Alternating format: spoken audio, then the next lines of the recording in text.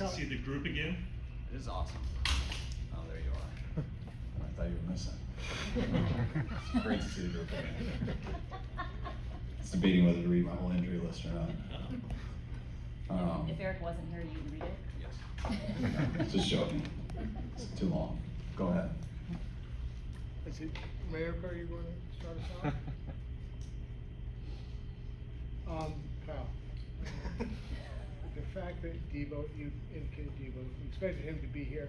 The fact that he is here, absorbing practice, is that a sign that the relationship is, it's been mended a little bit? Yeah, I think it's always been all right. I mean, I don't want to go through the business part of this league and things like that, but I don't think the relationship was ever too far away to not get it back to normal, and I think we're working on that. Anytime you're away from each other for a while, it's always harder, but it's good to get him back in here and start getting him around the guys again. Has he rescinded his trade request, and are the two sides, trading numbers, are negotiations active right now? I mean, they always talk. I mean, I'm not going to get into that. You guys can ask Deebo to speak for himself on that, but and love our relationship with Deebo, and hopefully that'll help us be able to solve this contractually before we get to the season. Have you personally had an opportunity to sit down with him one-on-one last couple of days? Yeah, on the last couple of days, but yeah, I have. Yeah. Kyle, you've said, Deebo said that you guys always have had a good relationship. What's it like for you? Is it a delicate situation for you knowing that, management and Deebo have business to talk about, and you have a personal relationship with him that you want to keep intact? No, I don't think so. I don't think my personal relationships ever get in line with what I do for a living. That's personally, you have to have personal relationships to coach people and to get the most out of people. One, because, not just players, but everyone in a building. So I think everyone does that, but you're also not just trying to collect friends. I mean, you got a job to do, and no one's ever worried about that aspect with me. That's why it's, to me, easy for me to be myself with the guys and have a relationship, because I also never steer away from what my job is. No, you can't get deep into the specifics, but when you say you didn't think the relationship was ever maybe all that bad, I mean, some of his actions, most notably requesting a trade to leave the team, would indicate they weren't great. I mean, why do you say they weren't? Because I go off of, I think of a relationship with someone that has to do with him and me, not statements, not Instagram, not people repeating stuff. It has to do with the words that come out of my mouth to a man and him back to me, and nothing else. And that's never been a problem with me and him. Nick Bosa was here looking like Nick Bosa. What kind of, did you get a chance to look at him? And is he involved in contract talks as well, since? No, we haven't been doing that yet with Nick. Just that's how both sides are going at it now. But and not too concerned with it. I fully expect Nick Bosa being here for a very long time. But seeing him for the first time in a while, Nick always takes care of himself as good as any athlete I've ever been around. And he had a good Florida tan seeing him yesterday. His quads are still huge, and he's ready to play football whenever it's time to go. Negotiations haven't started with him? Is that accurate? Maybe. No, yeah, they haven't. I'm sure that's big. I don't know if that's a big tweet or something, but no. It's notable, maybe. I don't think so.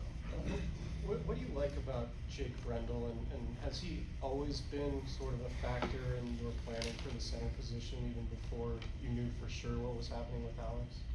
I mean, anytime. I mean, Jake made our team last year as our backup center, and if you do that, you better believe that. I mean, all backup guys, you got to believe have the ability to start, and when they get that opportunity, how long can they do it for? But we had a lot of confidence in Jake last year to make the team, and if Mac would ever missed a game or something, we wouldn't have hesitated, and we got into that game very confident with him. We knew Mac retiring was a chance. Was hoping he won it, and kind of went all the way up into free agency and stuff like that. And we don't want to make a big thing and go chase stuff, especially with a player that we've had in here who has done a good job, and he's shown us in here that he can do it. We also have guys like Brunskill's done it before, and I think we have some young guys who can do it. So we're in this situation. We knew Mac had a chance to leave, but you don't want to make that risk. just stockpiling other players when you can do that at other positions, especially when you guys have some guys in-house we believe can do it. And we gotta work them hard throughout OTAs, throughout training camp, and we'll come up with the best guy and just see how long we can do it over the year. How much can you learn at this point in the process during OTAs and minicamp about offensive linemen, particularly interior guys without pads coming on? Like, what are you looking for at this time? I personally don't think the pads change anything in terms of run blocking. And you know, what I'm pulling guards and powers and stuff like that, but when you're doing the outside zone and things and reaching people and how you play with your hands, it's about protecting your face and shoulders. But you can't see much of it because we don't do as much work at that as we used to. So you get an idea with all the individual drills and things like that, and we've seen him in the past, so we know what he can do. And you're really just preparing guys as much as you can in OTAs to have a chance to get as good as they can in training camp. Does Jake, does signing him go back to his relationship with Chris in Miami? Chris is the one who brought him to our attention, just him having him in Miami. He was a big fan of his there. We got him in, I believe, during the COVID year. He had some things that he opted out, you know, went right down to that last minute. And so we were able to get him back. And last year was our first year with him. And yeah, Chris talked highly of him, and he's been better than advertised. One thing that stood out to me in 16 when he came out of college, he had some amazing athleticism metrics. So I'm guessing, is he a guy that you see able to execute the more difficult blocks in your run scheme? Yes, yeah, he's wired to do it. And, you know, and then he's wired to do it, and it's about staying healthy and being able to adjust each week to some of the guys you got to go against. And that comes with some experience, but I think he's ready for his opportunity, and he's getting a chance to compete with some guys, and hopefully by getting that and getting those reps, we'll only get better. Has there been conversations, Kyle, about going out and getting a veteran center, or are you confident right now? What was the beginning of that? Have there been conversations internally about going out and getting a veteran center, or are you guys happy with the group you have, or like? Yeah, I mean, you take in everything, and so we have a conversation about every position. So you know all the veterans out there, you know the guys who got a chance to pay to come in, you got, you know, guys who have a chance to come in and be at the back of your roster, and so you're looking at it every spot. I know Max announcing his retirement was big news to everyone. We've had an idea about it for a while, so we've been looking at all situations, and right now we feel like we're doing the best one for us. Is there a plan for D Ford? Brian Schneider tomorrow. What was it about him that, you know, what led to his being hired? You've got a bit of a background within that UCLA, right? Yeah, I GA'd at UCLA for 6 months, and he was there, and I would have stayed there longer. He didn't kick me out of school. But no, don't write that. No, but Schneider was awesome there. He was one of the first coaches I was around, and just the energy and the person. Didn't know a ton about football then, but I just knew that I liked that type of guy. And then going against him over the years at Seattle, and I think he was there 10 years, and I just always thought they were the best team that we went to in that area, the most prepared in that area, and played very physical. And so when you know a person and you know from watching the tape and the experience that he's good at what he does, I thought it was a perfect fit, and it's been great so far. Kyle, is there a plan for D Ford? I believe he's going to come in. He's been excused from minicamp. I think he's coming in to get his physical later in this week, but he's not doing anything with us. And then Danny Gray was using a Theragun in his hamstring. Is he? Yeah, he tweaked his hamstring last week in OTAs. That's why he was out this week, and he'll most likely be out next week. Have you gotten updates on where Jimmy Garoppolo in his rehab, and how close is he to throwing, and what was the thought process of just telling him to stay away this week? He's just, all his rehab is down in LA, so for him to stop it to come up here for a 3-day minicamp doesn't make much sense for him or for us, so we want him to stay with his rehab. Yeah, I mean, it wasn't a real risky surgery or anything, so I think it just takes time. So I think the plan still has always been July, but I know there's no concerns with it, and he'll be throwing sooner than later. Was his thumb, did that fully heal, do you know? And did he ever require any procedure on that? Yeah, nothing with the thumb. If you guys don't trade Jimmy before training camp, do you expect him to be here practicing? Yes, I do. You wouldn't excuse him? Like, that's not the plan for training camp? I'll think about that when that day comes, but Jimmy's under contract with us, and he's healthy. Right now, I would see him coming to practice, unless we traded him. Is D Ford coming in for the physical, a precursor to you guys releasing him, or is he going to retire? I'm not sure. I think, I know that we've gotten a good bill of health from his doctor saying how good he is in this spot. We're going to check him out with our physical. Do not expect him to be on our team, but those are the 3 options that we have. What's important from the quarterback when you're repping red zone, and what did you see from Trey there today? I thought they had a good day today.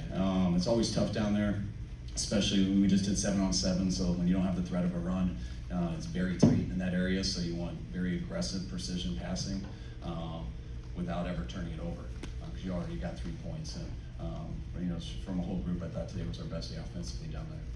With Trey, I know there's been much made of his motion and all that stuff, but how much work was done on keeping his head stable? Was that a focus for you guys this offseason, just limiting head movement? I mean, when he's throwing? Yeah, just I guess.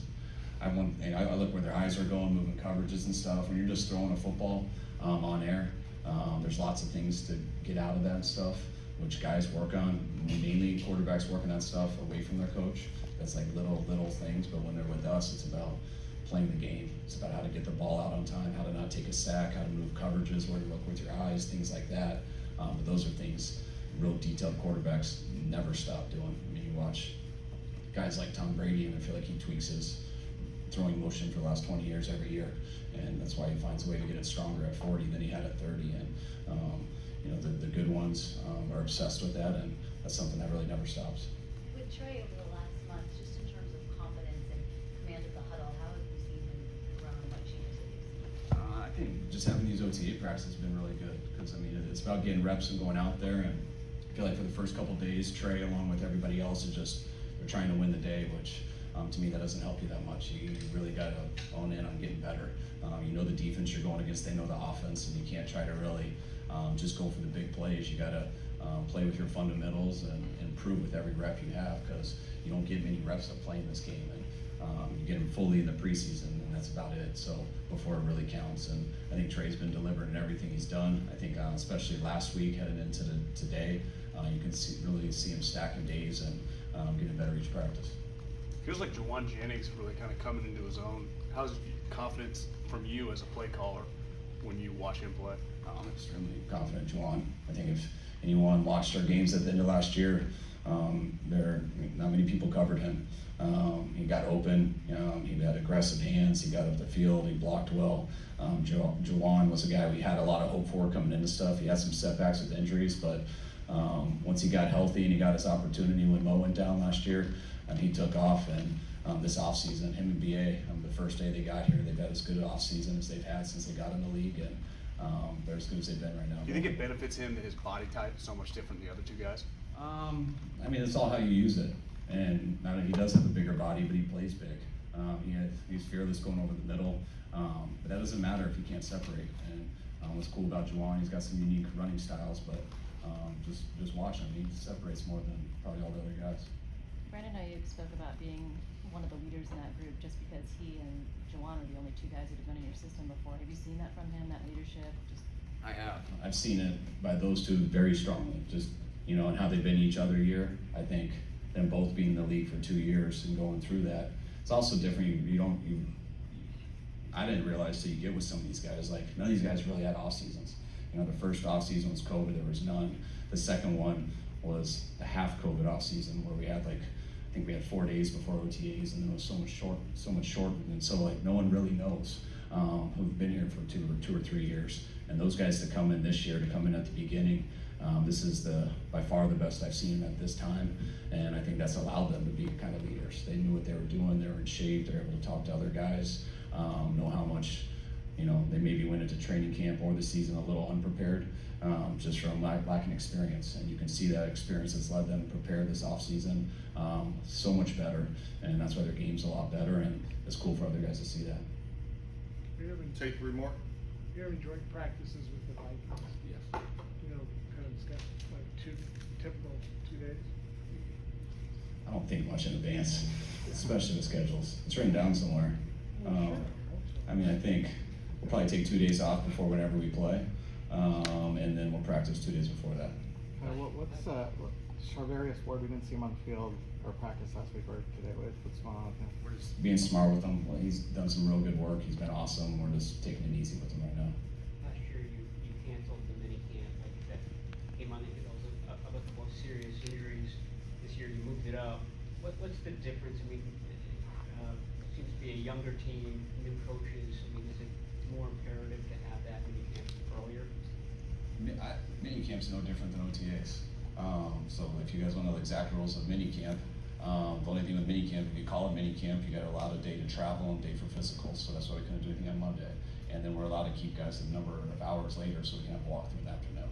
So that's the only thing that changes. So I look at the off-season as you're allowed 12 practices. 9 of them are called OTAs and 3 are called minicamp.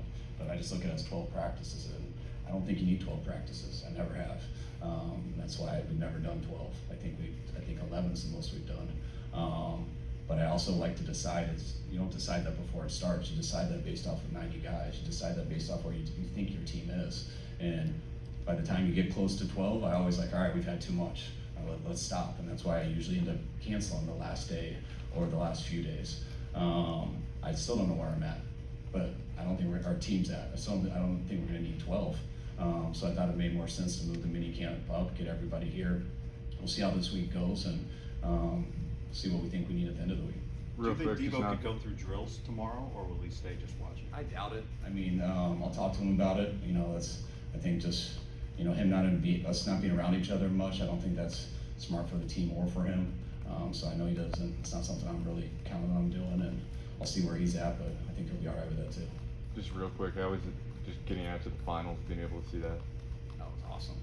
That was real cool. It's my first finals game I've been to go to, and been able to go to and was got to sit close to the coaching bench, which was really neat to see how they all do it, and hoping to see some more. So it's pretty cool. Kerr was like down, standing towards mid-court most of the time rather than directly in front of you. Did you pick up any coaching You tips? can't hear that well, but it's just cool to watch them all and just see how into it they all are. I mean, it's the atmosphere that you want to watch that I love watching. That it's a lot more fun sitting there and watching it.